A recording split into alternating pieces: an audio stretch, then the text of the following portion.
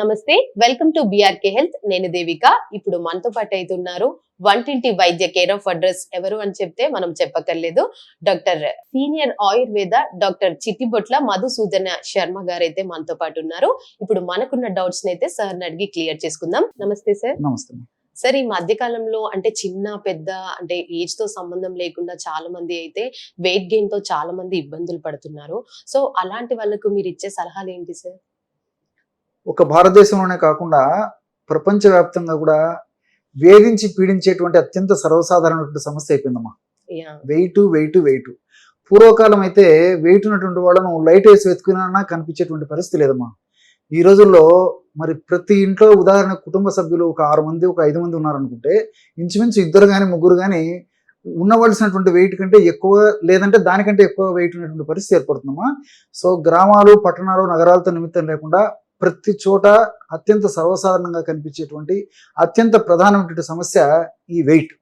అందుకే world health organisation వాళ్ళు కూడా ఇంత ముందు అయితే ఏదో వెయిట్ ఉన్న దాని గురించి అంతగా వాళ్ళు మేజర్గా పట్టించుకునే వాళ్ళు కాదు కానీ అధిక వెయిట్ వల్ల వచ్చేటువంటి అనేక పరిణామాలను దృష్టిలో ఉంచుకొని వరల్డ్ హెల్త్ ఆర్గనైజేషన్ వాళ్ళు కూడా దీన్ని ఒక ప్రత్యేక వ్యాధిగా ప్రత్యేక ప్రతిపత్తి కల్పించేసేసి ప్రపంచవ్యాప్తంగా కూడా అలర్ట్గా ఉండాలని చెప్పేసి కూడా సంకేతాలు ఇవ్వడం కూడా జరిగిందమ్మా.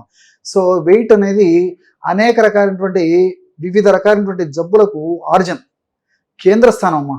సో వెయిట్ని ఎప్పుడైతే మనం నిర్లక్ష్యం చేస్తామో కీళ్ళ నొప్పులు వస్తాయి, హార్మోనల్ సమస్యలు వస్తాయి, బీపీ వస్తుంది, షుగర్ వస్తుంది, అదేవిధంగా సంతానానికి సంబంధించినటువంటి సమస్యలు వస్తాయి, ఇట్లా చర్మ వ్యాధులు, ఇట్లా రకరకాలైనటువంటి సమస్యలు వచ్చేటువంటి అవకాశం ఉంటుందమ్మా. కాబట్టి మరి ఆ వెయిట్ ఉన్నటువంటి వాళ్ళు ఎటువంటి పరిస్థితుల్లో నిర్లక్ష్యం చేయకుండా ఖచ్చితంగా వెయిట్ను కంట్రోల్ ఉంచుకోవడము, ఆ వయస్సుకు తగినట్లు, ఆ ఎత్తుకు తగినట్లు, ఆ బాడీ నేచర్కు తగినట్లు ఆ యొక్క వెయిట్ ఉండేటట్టు చూసుకోవడం చాలా చాలా మంచిదమ్మా. ఓకే, అంటే ఎట్లా అంటే సార్, వీళ్ళు వెయిట్ గెయిన్ ఉన్న వాళ్ళు లైక్ హాస్పిటల్స్ కి అనేసి అంటే 20-30 వేలు ఖర్చు పెట్టి మరి ఇట్లా హాస్పిటల్ కి వెళ్ళి మరి ట్రీట్మెంట్ చేయించుకుందామని కొందరికి ప్రోడక్ట్స్ కూడా దొరకకపోవడం అట్లాంటిది ఉందన్నమాట. సో అట్లాంటి వాళ్ళు వెయిట్ గెయిన్ తో ఇబ్బంది పడుతున్న వాళ్ళు మన ఇంట్లో కిచెన్ లోనే రెమెడీ చేసుకొని తగ్గేది ఏమైనా ఉంటుందా సార్? చాలా చాలా ఉన్నాయమ్మా. ఇలాంటి వాటికమ్మా కొన్ని కోట్ల ఫార్ములాస్ ప్రకృతి మనకు ప్రసాదించడం జరిగిందమ్మా. వాటిల్లో వెరీ సింపుల్ ఫార్ములా, అందరికీ అందుబాటులో ఉండే ఫార్ములా, ఈజీగా తయారు చేసుకోదగ్గ ఫార్ములా, ఈజీగా వాడుకోదగ్గ ఫార్ములా, రిజల్ట్స్ కూడా ఈజీగా వచ్చే ఫార్ములా చెప్తానమ్మా. చాలా ఈజీ అమ్మా. సామాన్య మానవ నుంచి సంపన్నుల వరకు అందరూ వాడుకోదగ్గ వెరీ చీప్ ఫార్ములా చెప్తానమ్మా. చీప్ అంటే రేటు తక్కువ కానీ ప్రభావం శక్తివంతంగా ఉంటుందమ్మా. సో కన్నతల్లిలా కాపాడేటువంటి కరక్కాయమ్మా వెయిట్ తగ్గించేందుకు చాలా అద్భుతంగా పనిచేస్తుందమ్మా. చాలా మందికి తెలియదు. కరక్కాయలు మనకు మార్కెట్లో దొరుకుతాయి. కరక్కాయ పెచ్చుల యొక్క చూర్ణం కావాల్సి వస్తుందమ్మా. దీనికి ఒక 100 గ్రామ్స్ కరక్కాయ పెచ్చుల యొక్క చూర్ణం. ఒకవేళ మనకి కరక్కాయ పెచ్చుల యొక్క చూర్ణం దొరకని పక్షంలో కరక్కాయలు తెచ్చుకుని దంచేసేసి లోపల సీడ్స్ ఉంటాయమ్మా, విత్తనాలు తీసేసి ఒక 2 days అలాగే ఎండబెట్టేసేస్తే బాగా ఎండిపోతుందమ్మా. దాంట్లో ఉన్నటువంటి నీటి శాతం అంతా ఆవిరైపోతుంది అన్నమాట. ఇప్పుడు కాస్త వెచ్చ చేసేసి వేయిస్తే మెత్తగా పౌడర్ అయిపోతుందమ్మా. చాలా చీప్గా దొరుకుతాయి కరక్కాయ. సో ఆ పౌడర్ ఒక 100 గ్రామ్స్ తీసుకోవాలి. అదేవిధంగా పసుపు అమ్మా, పసుపు కొమ్ములు దంచి తయారు చేసినటువంటి పసుపు ఒక 20 గ్రామ్స్ తీసుకోవాలి. చివరగా మిరియాలను కాస్త వేయించేసేసి పౌడర్ చేసేసి ఒక 10 గ్రామ్స్ తీసుకోవాలి. సింపుల్ ఫార్ములా అమ్మా. సో కరక్కాయల యొక్క చూర్ణము 100 గ్రామ్స్, పసుపు చూర్ణము ఒక 20 గ్రామ్స్, మిరియాల పొడి 10 గ్రామ్స్. సో ఈ 3 కలిపేసేయాలమ్మా. కలిపేసి ఒక గాజు సీసాలో నిల్వ ఉంచుకొని రోజు ఉదయం ఆహారానికి ఒక అరగంట ముందు, రాత్రి ఆహారానికి ఒక అరగంట ముందు ఒక 200 ml పల్చటి మజ్జిగమ్మా, పల్చటి తాజా మజ్జిగ. నేను ప్రతి ప్రోగ్రాంలో కూడా ఈ సందర్భం వచ్చినప్పుడు కూడా మజ్జిగ వాడమని చెప్తే నేను ఖచ్చితంగా ఇది అడ్వైస్ చేస్తుంటానమ్మా. అదే చిక్కటి మజ్జిగ పనికిరాదు, పుల్లటి మజ్జిగ పనికిరావు, పల్చగా ఉండాలి, తాజాగా ఉండాలి, ఫ్రెష్గా ఉండాలమ్మా మజ్జిగ. సో అటువంటి మజ్జిగ 200 ml తీసుకొని 1/2 టీ స్పూన్ యొక్క పౌడర్, మనం 3 కలిపి తయారు చేసుకున్నాం కదమ్మా, ఒక 1/2 టీ స్పూన్ పౌడర్ కలిపేసేసి బాగా కలిసిపోయినటువంటి ఆ మజ్జిగని బ్రహ్మాండమైనటువంటి ఆ butter milk, medicated butter milk అంటారు అనమాట. సో దాన్ని ఉదయం ఒకసారి, సాయంత్రం ఒకసారి సేవించాలమ్మా. ఈ విధంగా క్రమం తప్పకుండా రోజు 2 సార్లు సేవించడం వల్ల సాల్ట్ యాడ్ చేసి వద్దమ్మా ఉప్పు తెచ్చే ముప్పు అని చెప్పేసి సాల్ట్ యాడ్ చేయడం వల్ల ఈ సమస్య మరింత జటిలమయ్యేటువంటి అవకాశం ఉంటుంది. రిజల్ట్ కూడా ఆశించేటువంటి ఫలితం రాదమ్మా. సో ఎటువంటి పరిస్థితుల్లో సాల్ట్ వాడకూడదు. కేవలం నేను చెప్పినటువంటి పదార్థాలే కలిపి మజ్జిగలు కలుపుకొని వాడుకోవాలమ్మా. సో ఈ యొక్క మెడిసిన్ అయిపోయిన తర్వాత మరలా ఫ్రెష్ గా తయారు చేసుకొని వాడుకోవాలమ్మా. ఓకే. ఒకేసారి ఎక్కువగా తయారు చేసుకొని నిలువ ఉంచుకొని వాడుకోవడం వల్ల ఇందులో ఉన్నటువంటి ఔషధ గుణాలు తగ్గిపోతాయి కాబట్టి రిజల్ట్స్ ఫాస్ట్ గా ఉండవమ్మా. కాబట్టి నేను చెప్పినటువంటి పద్ధతిలో తయారు చేసుకోవాలి. మెడిసిన్ అయిపోతేనే మళ్ళా ఫ్రెష్ గా తయారు చేసుకొని వాడుకుంటున్నారు. డైలీ ఎన్ని times sir? Any times? 2 times అమ్మా. 2 times, morning and night Night. Before food, half an hour before food. Okay. So అన్ని మనకు సైడ్ ఎఫెక్ట్స్ ఉంటాయి, అన్ని మనకు సైడ్ బెనిఫిట్స్ ఉంటాయి, ఎలాంటి సైడ్ ఎఫెక్ట్స్ కూడా ఉండవమ్మా. ఎన్నాళ్ళు Okay. వాడినప్పటికీ దీనివల్ల అన్ని మనకు సైడ్ బెనిఫిట్స్ ఉంటాయి. అందులో Right. ఇంకోటి ఏంటంటే ఈ కరక్కాయ వల్ల ఇప్పుడు చెప్తుంటే చాలా చాలా విషయాలు గుర్తొస్తున్నాయమ్మా. కరక్కాయ వల్ల కేవలం ఫ్యాట్ తగ్గడమే కాకుండా కొలెస్ట్రాల్ లెవెల్ తగ్గిపోతుంది, అదే విధంగా మోకాళ్ళ నొప్పులు తగ్గిపోతాయి, గ్యాస్ తగ్గిపోతుంది, తర్వాత వెయిట్ ఉన్నటువంటి వాళ్ళలో మోషన్ ప్రాబ్లం ఉంటుందమ్మా. సో పేవుల కదలికను బాగా కలగజేసేసి మోషన్ బాగా అయ్యేటట్టు చేస్తుంది, తర్వాత రక్తశుద్ధి చేస్తుంది. ఈ విధంగా కరక్కాయకు మల్టిపుల్ బెనిఫిట్స్ ఉన్నాయమ్మా.